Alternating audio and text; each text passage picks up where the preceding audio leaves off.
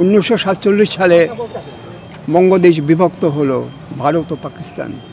পাকিস্তানের প্রথম governor general Quaid-e আজম মোহাম্মদ আলী জিন্নাহ ঢাকা এলেন, বললেন Urdu shall be the state language of Pakistan, Urdu হবে পাকিস্তানের রাষ্ট্রভাষা। উপস্থিত জনতার মধ্য থেকে বাংলা মায়ের দামাল ছেলে রফিক, শফিক, সালাম, জব্বর, বরকত এরা শহীদ হলো। আরও অনেক লোক প্রতিবাদ জানালো, আমরা এই ভাষা মানি না, আমরা চাই বাংলা ভাষা। কিন্তু না, 1954 সালে যখন বাংলা সরকার গঠন করলো বাঙালি, তখন আমরা বাংলা ভাষার স্বীকৃতি হলো। বাংলা ভাষা স্বীকৃতি হওয়ার পরে আমরা 2008 সালে পালংয়ে একটা কমিটি করেছি, বায়ান্নর ভাষা আন্দোলনে আমরা পালংয়ের কয়েকজন। এটা করে আমরা বিভিন্ন স্কুলে, বিভিন্ন প্রতিষ্ঠানে যাতে বাংলা ভাষা চর্চাটা ভালো হয়, এই জন্য আমরা চেষ্টা করতে লাগলাম। তারপরে তো এলো 1971 সালে দেশ স্বাধীন হলো, তারপরে আমরা বাংলাদেশ পেলাম। এখন আমাদের যে বাঙালি জাতি, বাংলা ভাষার প্রতি চর্চা করতে হবে।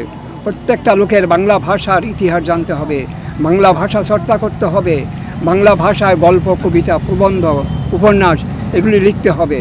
তাহলে বাংলা ভাষা চিরদিন স্থায়ী হয়ে থাকবে।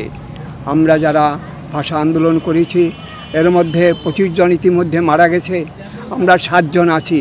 কিন্তু আমাদের স্মরণ করার জন্য, আমাদের স্মৃতিচারণের জন্য আমাদের স্বীকৃতি দেওয়া দরকার। আমাদের সরকারের কাছে অনুরোধ, বাংলা ভাষায় যারা আন্দোলন করেছে তাদের স্বীকৃতি দিয়ে, তাদেরকে যেমন মুক্তিযোদ্ধাদের করা হয়েছে তেমনি আমাদের স্বীকৃতি দেওয়া উচিত। কারণ বাংলা ভাষা ছাড়া বাঙালি জাতির কোনো অস্তিত্ব নেই। সুতরাং বাংলা ভাষা যাতে চর্চা হয় সব জায়গায়, সব স্তরে, এটার জন্য সকলের চেষ্টা করতে হবে। ভাষা আন্দোলনের অনেক আগেই এই দেশের বিশেষ করে কমিউনিস্ট পার্টি ছিল বা এই ছিল, তো সেই সূত্রেই ভাষা আন্দোলন যখন আরম্ভ হয়, আমরা তুলাসার স্কুলের ছাত্র ছিলাম। এই আমার শ্রদ্ধেয় জালালদা যা বলল সেই হিসাবে আমরা আন্দোলনে যাই এবং পরবর্তীতে যে কোনো কারণেই আমি আর এখানে থাকা হয় না, আমি ঢাকায় চলে যাই 60 সনে। 60 সন থেকে আমি ওখানের ভাষা আন্দোলনের সঙ্গে যুক্ত ছিলাম। তারপরে এখন আবার এখানে আসছি, এখানে কয়েক বছর যাবৎ। এবং আমাদের যে ভাষা আন্দোলনের কমিটি, এটা বাংলাদেশের আর কোথাও নাই, শরীয়তপুরেই পাবেন। এখনও আছে, হয়তো আর 2-1 বছর থাকবে, তারপরে আমরা যখন মারা যাবো এটার কোনো অস্তিত্ব থাকবে না। আসলে আমাদের মনে একটা গর্ব আসে যে আমরা ভাষা সৈনিক হিসাবে আজও বেঁচে আছি।